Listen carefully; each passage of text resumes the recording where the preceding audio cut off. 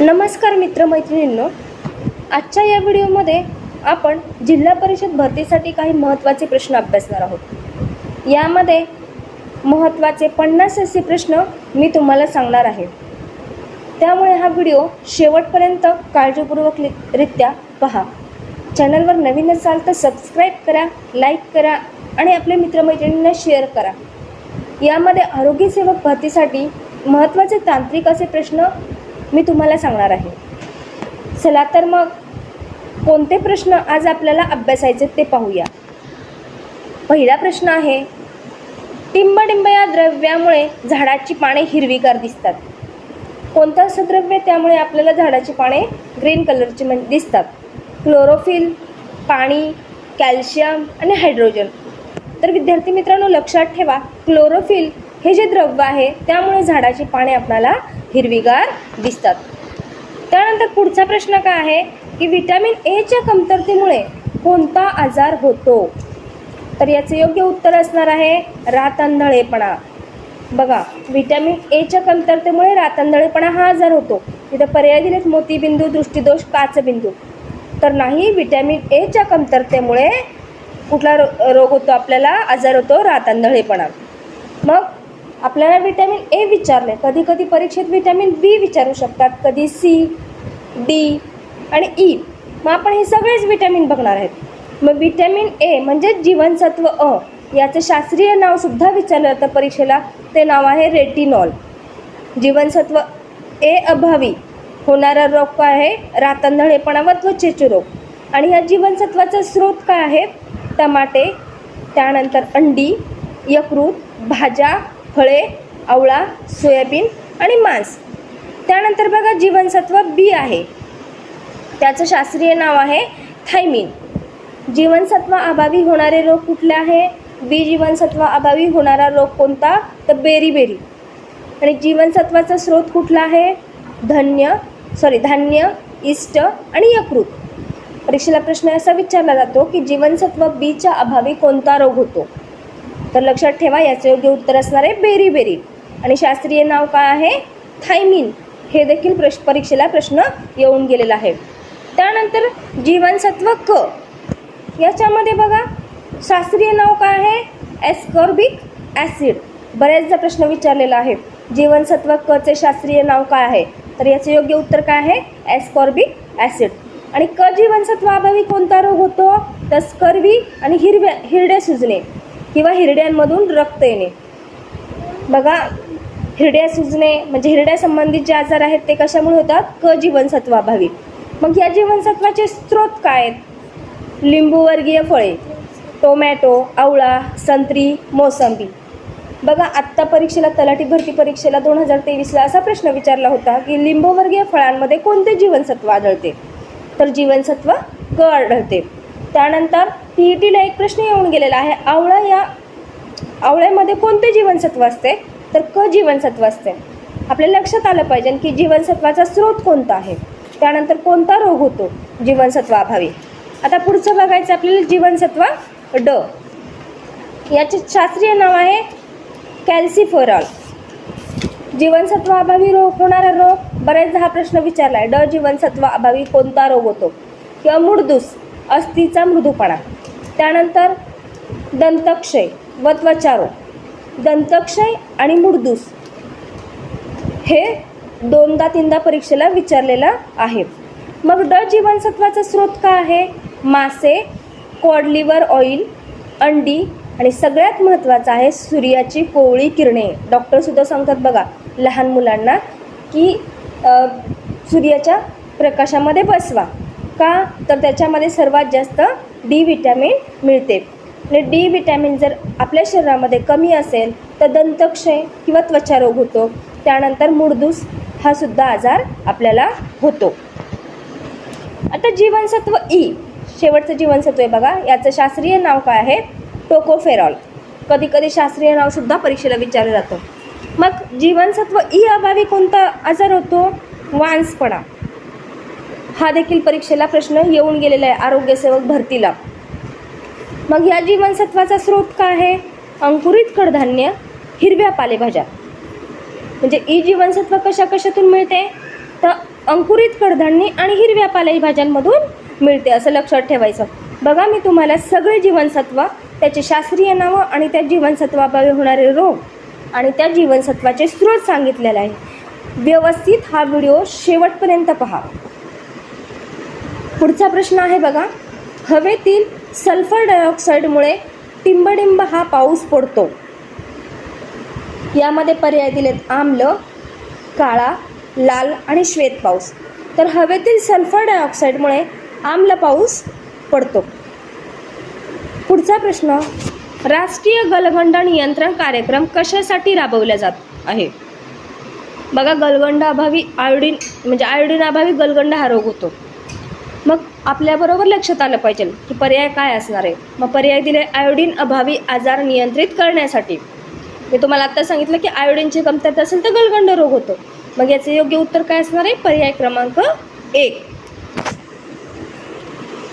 प्रश्न 5वा, डास अळी प्रतिबंधासाठी कोणते मासे वापरले जातात? रोहू, हिल्सा, गप्पी आणि वरील कोणतेही नाही.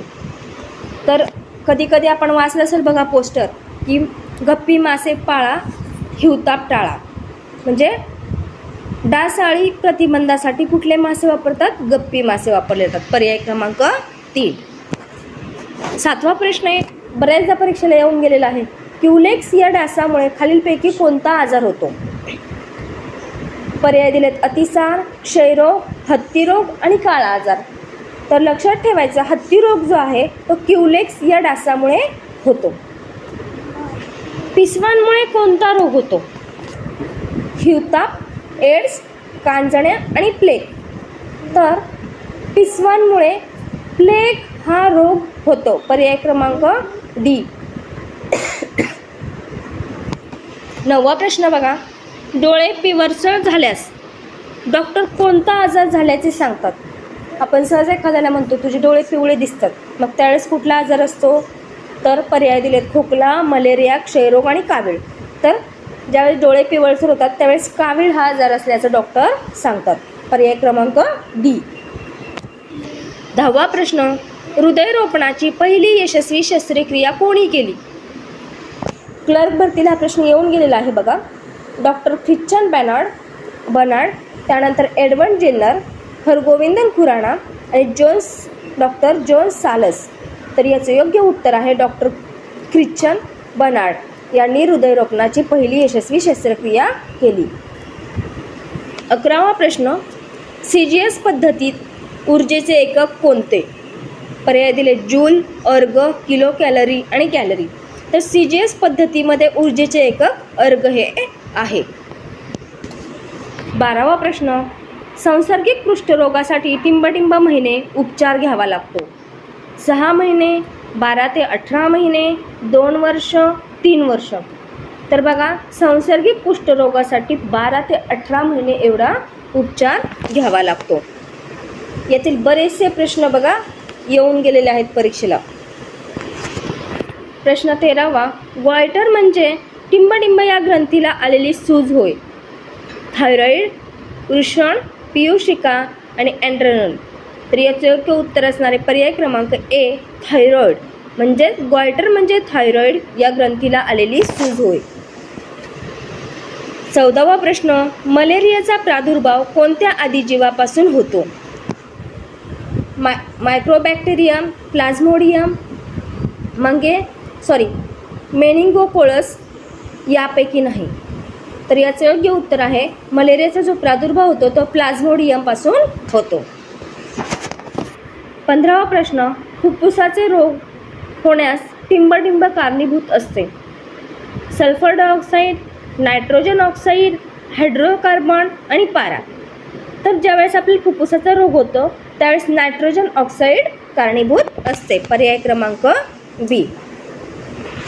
16वा प्रश्न, खालीलपैकी कोणत्या शास्त्रज्ञाने कुष्ठरोगाचे जंतू शोधून काढले?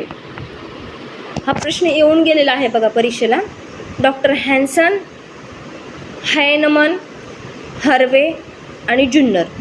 तर कुष्ठरोगाचे जंतू डॉक्टर हॅन्सन या शास्त्रज्ञांनी शोधून काढलेले आहेत. पर्याय क्रमांक ए. प्रश्न 17वा, नवजात बालकाचे वजन टिंबडिंबपेक्षा कमी असल्यास त्याला कमी वजनाचे बाळ म्हणतात. पर्याय दिलाय 2500 ग्रॅम, 2700 ग्रॅम, 2900 ग्रॅम आणि 3000 ग्रॅम. तर ज्यावेळेस बालक जन्माला येते त्याचं वजन 2500 ग्रॅमपेक्षा कमी असल्यास त्याला कमी वजनाचे बाळ असे म्हणतात. पर्याय क्रमांक ए. दवाखान्यात प्रसूती झाल्यास बाळाला किती तासाच्या आत हेपॅटायटिस ही लस देण्यात येते? पर्याय ए 24, बी 36, सी 72 आणि डी 48. तर ज्यावेळेस दवाखान्यात प्रसूती होते त्यावेळेस बाळाला 24 तासाच्या आत हेपॅटायटिस ही लस देण्यात येते. 19वा प्रश्न. नॅनो तंत्रज्ञान ही संज्ञा साधारणपणे किती आकाराच्या पदार्थाच्या संदर्भात वापरली जाते? 1 ते 10 मायक्रोमीटर. पर्याय बी दिला 1 ते 100 नॅनोमीटर. त्यानंतर पर्याय दिला 100 नॅनोमीटरपेक्षा जास्त आणि यापैकी नाही. तर याचे योग्य उत्तर आहे 1 ते 100 नॅनोमीटर. प्रश्न 20वा. माणसाच्या रक्ताचे pH म्हणजे सामू, pH म्हणजे सामू म्हणतात, टिंबडिंब आहे. पर्याय दिले 7.4, 8.4, 9.4 आणि 10.4. तर लक्षात ठेवा आपल्या रक्ताचा जो सामू असतो म्हणजे pH असतो, म्हणजे कधी कधी pH इंग्लिशमध्ये विचारलं जातं किंवा कधी कधी सामू हा शब्द दिला जातो, तर किती असतो? 8.4 एवढा असतो. 21वा प्रश्न. खालीलपैकी कशाचा प्रयोग कृत्रिम पाऊस पाडण्यासाठी केला जातो? Copper oxide, copper monoxide, silver iodide आणि सिल्वर नायट्रेट. तर कृत्रिम पाऊस पाडण्यासाठी सिल्वर आयोडाईड याचा वापर केला जातो. पर्याय क्रमांक सी. प्रश्न 22वा. लाख हा कोणता पदार्थ आहे? वनस्पतीजन्य, प्राणीजन्य, आदिजीवजन्य आणि रोगजन्य. तर याचे योग्य उत्तर असणार आहे पर्याय क्रमांक ए वनस्पतीजन्य. पुढचा प्रश्न. साबण तयार करण्याच्या प्रक्रियेत खालीलपैकी काय बाहेर पडते? पॅराफिन, बारेक्स, ग्लिसरीन आणि कॉस्टिक सोडा.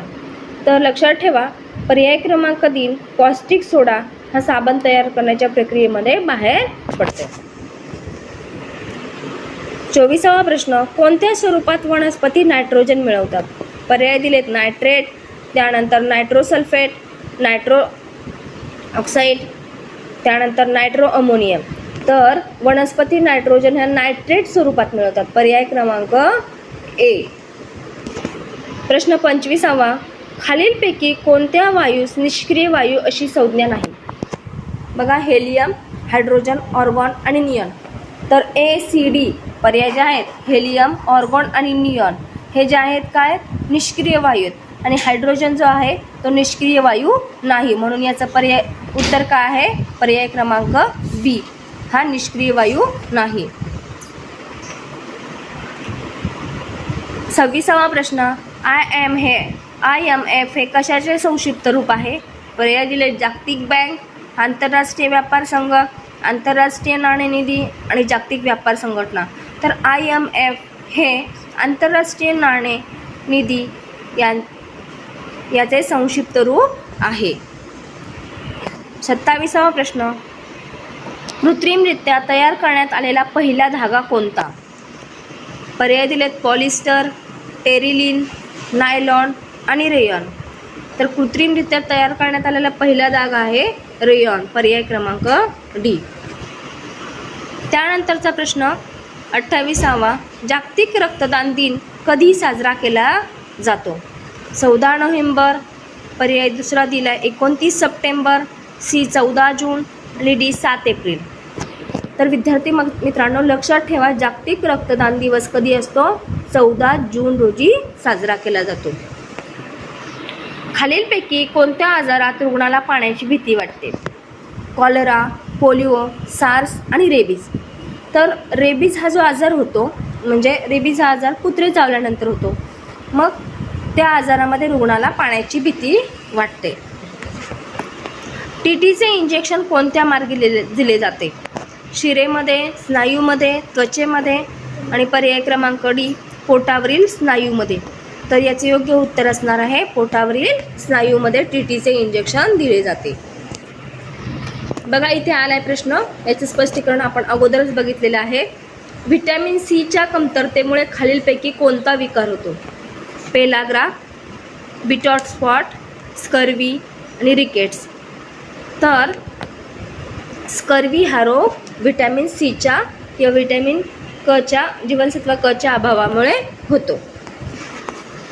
32वा प्रश्न, जिल्हा रुग्णालये टिंब मार्फत चालवली जातात.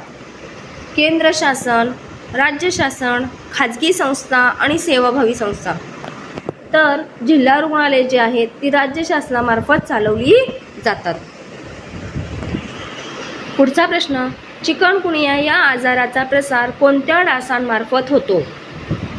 पर्याय दिलेत एडिस इजिप्ती, एनॉफिलिस नर, एनाफिलिस मादा आणि स्पिफेनियास. तर याचे योग्य उत्तर असणार आहे चिकनगुनिया या आजाराचा प्रसार एडिस इजिप्ती या डासामार्फत होतो. पुढचा प्रश्न, मानवी पेशीमध्ये गुणसूत्रांची संख्या किती असते? 23 जोड्या असतात बघा गुणसूत्रांच्या. पर्याय दिलेत 48, 36, 46 आणि 23.